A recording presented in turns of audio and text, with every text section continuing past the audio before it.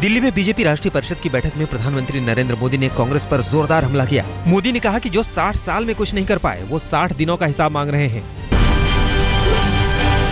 और शायद लोगों का आश्चर्य होगा कि चुनावी घोषणा पत्र के इतने सारे मुद्दे पहले ही बजट में आ जाएं और उसको लागू करने के लिए एक रोड मैप तैयार हो जाए। 60 दिन में इतना तेजी से चीजें बदलना शुरू हो जाए। बीजेपी राष्ट्रीय परिषद की बैठक में प्रधानमंत्री मोदी अपनी तारीफ करना नहीं भूले। मोदी ने कहा कि 60 दिन के कामकाज के बाद सरकार का आत्मविश्वास बढ़ा है और आने वाले दिनों में दुनिया में भारत का डंका बजेगा। मोदी यहाँ ये भी बताने से नहीं चुके कि उनके लिए दल नहीं देश बड़ा है। और 60 दिन के अनुभव के बाद विश्वास दिलाता हूं कि हमारी दिशा सही है।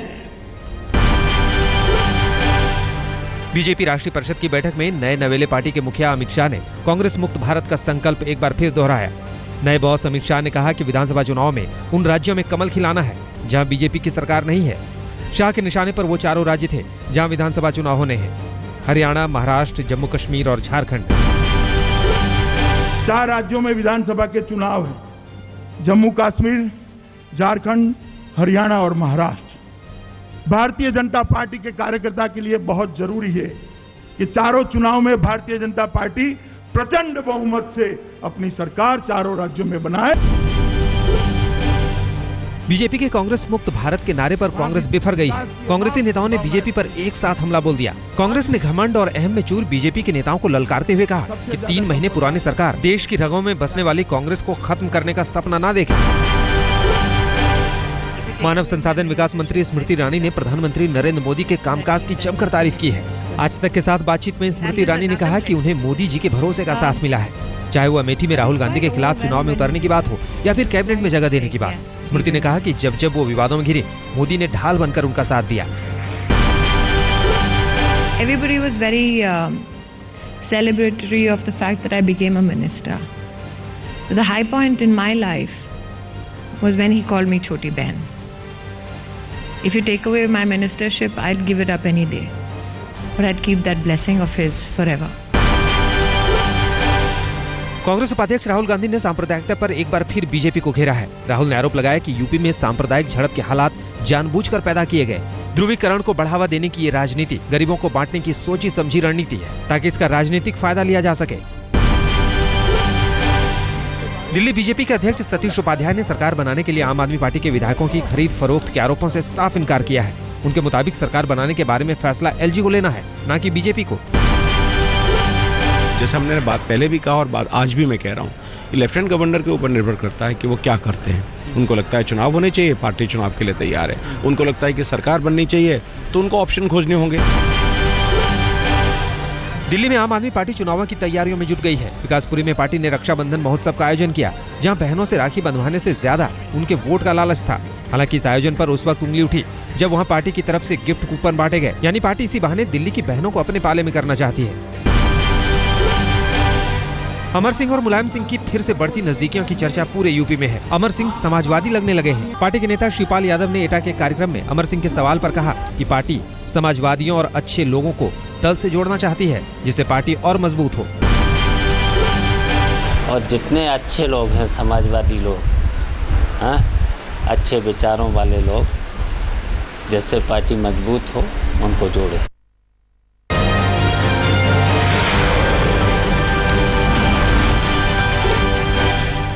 देश के बड़े शहरों में जानलेवा वायरस इबोला से निपटने की तैयारी शुरू हो गई है। देश के सभी बड़े हवाई अड्डों को अफ्रीकी मुल्क से आने वाले मुसाफिरों पर खास नजर रखने की हिदायत दी गई है। मुंबई के अस्पतालों में इबोला संक्रमित मरीज के लिए अलग से वार्ड बनाए जा रहे हैं। वहीं सिलिकॉन सिटी बेंगलोर में भी इबोला के खतरों से निपटने की पूरी तैयारी चल रही है। यहाँ भी अस्पतालों में अलग वार्ड और अलग चेकअप केबिन बनाए जा रहे हैं। कोलकाता भी इबोला के खतरे के लिए तैयार हो रहा है। इबोला वायरस ने अफ्रीका के कुछ देशों नाइजीरिया, सिएरा लियोन, लाइबेरिया और गुयना में महामारी का रूप ले लिया है। इससे अब तक करीब 961 जाने जा चुकी हैं। इबोला बाकी देशों में भी फैलता जा रहा है। दिल्ली और मुंबई के रास्ते इबोला भारत आ सकता है। पाकिस्तान के प्रधानमंत्री नवाज शरीफ ने पड़ोसी देश भारत से खराब संबंधों पर दुख जताया है। शरीफ ने कहा कि अब दोनों के बीच रिश्ते सुधारने और मजबूत करने का समय आ गया है। शरीफ ने यह भी कहा कि यह अफसोस की बात है कि उनके देश ने पड़ोसियों के साथ रिश्ते बेहतर नहीं रखे। शरीफ ने भारत का जिक्र करते हुए कहा कि अब अच्छे संबंध बनाने का समय है। उन्होंने उम्मीद जताई कि विदेश सचिवों की बैठक इस दिशा में सहायक होगी।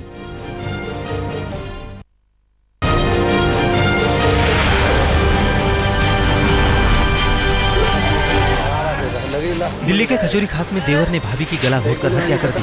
प्रॉपर्टी विवाद को हत्या की मुख्य वजह बताया जा रहा है। पुलिस आरोपी की तलाश कर रही है। दिल्ली के एक मॉल में एक युवक को बंदूक की बट से मारकर घायल कर दिया गया। मॉल के डिस्कोथेक में 2 गुटों में कहासुनी होने के बाद जमकर हाथापाई हुई, जिसमें एक युवक जख्मी हो गया। मामले का खुलासा सीसीटीवी के जरिए हुआ। पुलिस आरोपियों को तलाश रही है। दिल्ली के हौज खास के बाहर लोगों ने जमकर हंगामा किया। हंगामा कर रहे लोगों ने एक बिल्डर पर धोखाधड़ी का आरोप लगाया है। बिल्डर ने झांसा देकर लोगों के करोड़ों रुपए ऐंठ लिए। पुलिस मामले की जांच कर रही है। यूपी के बागपत में बीएसएफ के जवान ने 2 साथियों के साथ मिलकर अपनी पत्नी की गोली मारकर हत्या कर दी। आरोपी का पत्नी के साथ 2 साल से तलाक का विवाद चल रहा था। अवैध संबंधों को हत्या की मुख्य वजह बताया जा रहा है। पुलिस आरोपियों की तलाश कर रही है। यूपी के मुरादाबाद में एक महिला को पीटने के बाद जबरन जहर खिलाने का मामला सामने आया है। पीड़ित महिला को जिला अस्पताल में भर्ती कराया गया है। बताया जा रहा है कि महिला की शादी एक शख्स से तय होने के बाद टूट गई थी, लेकिन उस शख्स ने महिला का पीछा नहीं छोड़ा और उसे बार बार शादी करने के लिए परेशान करता रहा। पुलिस ने मामला दर्ज कर आरोपी की तलाश शुरू कर दी है। गुड़गांव पुलिस ने लोगों को करोड़ों का चूना लगाने वाले एक ठग को गिरफ्तार किया है। आरोपी खुद को जज बताकर हुडा में प्लांट आवंटन के नाम पर पैसे अटता था। ये शख्स लड़कियों को झांसा देकर उनका आपत्तिजनक वीडियो बनाने के बाद ब्लैकमेल भी करता था। पुलिस ने आरोपी को हिसार से गिरफ्तार किया। पंजाब में एक महिला हॉकी खिलाड़ी ने खुदकुशी कर ली। आर्थिक तंगी को खुदकुशी की वजह बताया जा रहा है। साथ ही खिलाड़ियों ने पंजाब सरकार पर हॉकी खिलाड़ी से बेरुखी का आरोप लगाया है। बिहार के सीतामढ़ी जेल में पुलिस और कैदियों के बीच हिंसक झड़प हुई। झड़प में कई पुलिस वाले घायल हो गए हैं। सीतामढ़ी के डीएम और एसपी मौके पर पहुंचे। हालात को काबू में करने की कोशिश की जा रही है।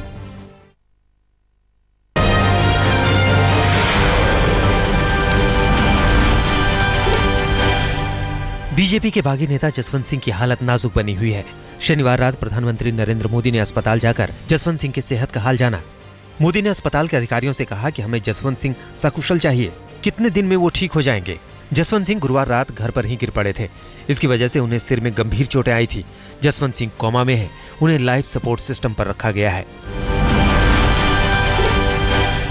उत्तर प्रदेश के बहराइच में घाघरा और सरयू नदी उफान पर है। नदियों की तेज बहाव की वजह से किनारे कटते जा रहे हैं। नदी की कटान की वजह से हजारों लोग बेघर हो गए हैं। नदियों की कटान की रफ्तार को देखते हुए गांव वालों ने अपने मकान खाली कर दिए हैं। नदियों के कहर से लोगों का घर मकान के साथ साथ खेत भी छिन गए हैं। हजारों लोग सड़कों के किनारे रहने को मजबूर हैं। जनता परेशान है और प्रशासन सोया है। गुजरात के कच्छ में नर्मदा नदी की पाइपलाइन टूट जाने की वजह से पानी बर्बाद हो रहा है। इसकी वजह से अगले 24 घंटे तक पानी की सप्लाई पर असर पड़ेगा। नगर निगम के मुताबिक 2 दिनों तक शहर को पीने का पानी नहीं मिल पाएगा। साथ ही कल कारखानों को भी पानी की सप्लाई बंद रहेगी। एक कंटेनर के नर्मदा की पाइपलाइन से टकराने की वजह से ये पाइप टूट गई थी। पाइपलाइन को दुरुस्त करने में 2 दिनों का वक्त लगेगा। मुंबई में जोरदार बारिश के चलते सड़कों पर हुए गड्ढों ने गणपति उत्सव की तैयारियों में जुटे मंडलों की चिंता को बढ़ा दिया है, क्योंकि गड्ढों की वजह से बापा की मूर्ति लाने में मंडलों को काफी दिक्कतों का सामना करना पड़ता है। जिसको देखते हुए मंडलों ने इन गड्ढों को भरने के लिए बीएमसी को एक चिट्ठी लिखी है। साथ ही 3000 गड्ढों की एक लिस्ट भी बीएमसी को सौंपी है। नवी मुंबई में दही हांडी की प्रैक्टिस के दौरान गिरने की वजह से 12 साल के एक बच्चे की मौत हो गई। रविवार को 12 साल का किरण तलेकारी अपने दोस्तों के साथ दही हांडी की प्रैक्टिस कर रहा था। ह्यूमन चेन बनाने के दौरान ऊंचाई से गिरने की वजह से किरण को अंदरूनी चोट आई, जिसकी वजह से उसकी मौत हो गई।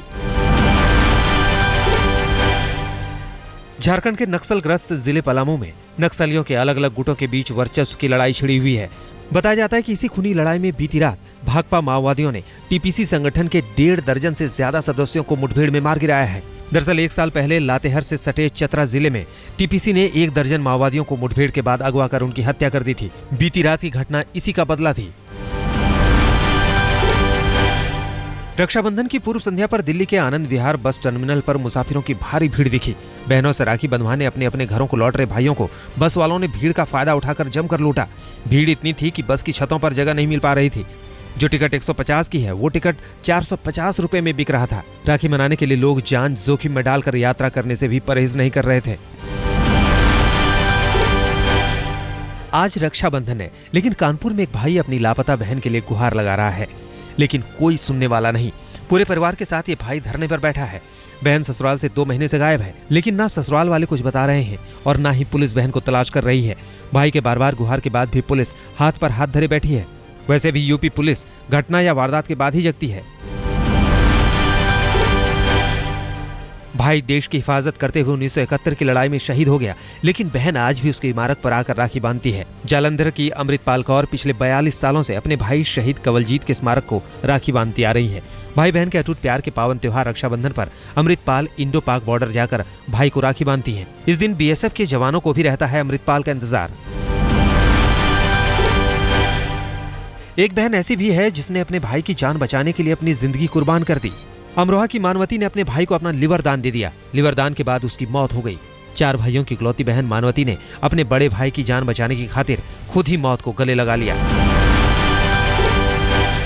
जोधपुर की 3 बहनों ने देश के प्रधानमंत्री नरेंद्र मोदी के लिए 71 फीट लंबी राखी बनाई है। इसको बनाने में करीब 1.5 महीने का वक्त लगा। इस राखी पर करीब 50,000 की लागत आई है और ये राखी मोती, जरी, गोटा, तारों से जड़ी है। रक्षाबंधन के मौके पर वडोदरा कांग्रेस ने बढ़ती महंगाई पर अनोखे ढंग से विरोध जताया। वडोदरा कांग्रेस की महिला मोर्चा ने नरेंद्र मोदी को टमाटर की राखी भेजी। महिलाओं का कहना है कि मोदी जी ने कहा था कि बहनों की मदद करना है हमारा फर्ज। दिल्ली में ब्राइडल फैशन वीक का दूसरा दिन भी बहुत खास रहा। फैशन इंडस्ट्री के 2 बड़े डिजाइनर्स ने कलेक्शन शोकेस किए और दोनों शानदार रहे। दूसरे दिन का पहला शो रहा आशिमा लीना के नाम। इस डिजाइनर जोड़ी ने बहुत ही शानदार कलेक्शन पेश किया, जिसमें गोल्डन और लाल का कॉम्बिनेशन ज्यादा देखने को मिला। लहंगे और साड़ियों में ये मॉडल्स किसी नई नवेली दुल्हन से कम नहीं लग रही थी। इनके शो की खासियत रही बैकग्राउंड म्यूजिक, जिस पर ट्रेडिशनल गानों की छाप थी। इस शो के शो स्टॉपर ने शो में जान डाल दी। Supermodel Ujjwala Raut Indian attire में बहुत ही खूबसूरत लग रही थी। दिल्ली के वसंत कुंज के एक मॉल में टैगोर इंटरनेशनल स्कूल के बच्चों ने एक फ्लैश मॉब किया। इन बच्चों का मकसद लोगों को अंगदान के लिए जागरूक करना था। दिल्ली में 15 अगस्त के लिए तैयारियां जोरों पर हैं। इंडिया गेट में 5 बल्लियों से फेसिंग का काम शुरू हो गया है। साथ ही इंडिया गेट के पास जमा गंदे पानी को निकाला जा रहा है। लाल किले के पास पड़ने वाले रेलवे पुल पर रंगाई का काम चल रहा है। लाल किले के ठीक सामने मंदिर में भी पुताई का काम शुरू हो गया है। साथ ही यहाँ भारी तादाद में पुलिस बल भी तैनात है। दिल्ली में यमुना को बचाने के लिए अनोखी पहल की जा रही है। गंगा की तर्ज पर अब यमुना की भी आरती होगी। स्थानीय लोग मिलकर रोजाना आरती करेंगे ताकि यमुना नदी को उसका खोया सम्मान लौटाया जा सके और गंदगी से उसकी रक्षा की जा सके। टीम इंडिया के पूर्व कप्तान और हमारे क्रिकेट एक्सपर्ट सौरव गांगुली ने कहा है कि धोनी को जीत के फार्मूले तलाशने ही होंगे। हारने के लिए लगातार 4 साल बहुत ज्यादा होते हैं। दरअसल पिछले 4 सालों में विदेश में खेले गए 16 टेस्ट मैचों में टीम इंडिया को सिर्फ एक ही जीत मिली है, जबकि 12 मैचों में करारी हार का सामना करना पड़ा है। बैडमिंटन खिलाड़ी ज्वाला गुट्टा और पीवी संधू ने मोदी सरकार से स्पष्ट और पारदर्शी खेल नीति की मांग की है। राष्ट्रमंडल खेल से लौटी बैडमिंटन खिलाड़ी ज्वाला गुट्टा ने आज तक से बातचीत में कहा कि उन्हें मिलने वाले पैसे में सिर्फ आधा ही मिला है। ज्वाला गुट्टा ने सचिन तेंदुलकर से फरियाद की है कि संसद में जाकर बेहतर खेल नीति बनाने में सरकार की मदद करें।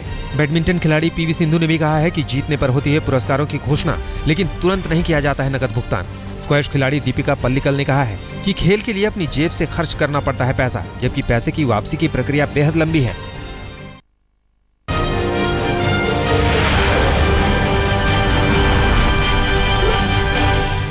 करीना कपूर खान ने कहा है कि सरकार सैफ से पद्मश्री वापस नहीं लेगी। कुछ दिन पहले ये खबर आई थी कि मुंबई के एक रेस्तरां में मारपीट के मामले में आरोप साबित होने के बाद सैफ से पद्मश्री अवार्ड छिन सकता है। करीना कपूर मुंबई में अपनी आने वाली फिल्म सिंघम रिटर्न्स के प्रमोशन के मौके पर स्टार कास्ट के साथ मौजूद थी। समाजसेवी अन्ना हजारे जल्द ही रुपहले पर्दे पर नजर आने वाले हैं। अन्ना हजारे के जीवन पर बनने वाली मराठी फिल्म आंदोलन से लोग अन्ना के बारे में बेहतर ढंग से जान पाएंगे। फिल्म के निर्माता बाबू भोयर ने कहा है कि ये फिल्म दूसरी फिल्मों से हटकर होगी।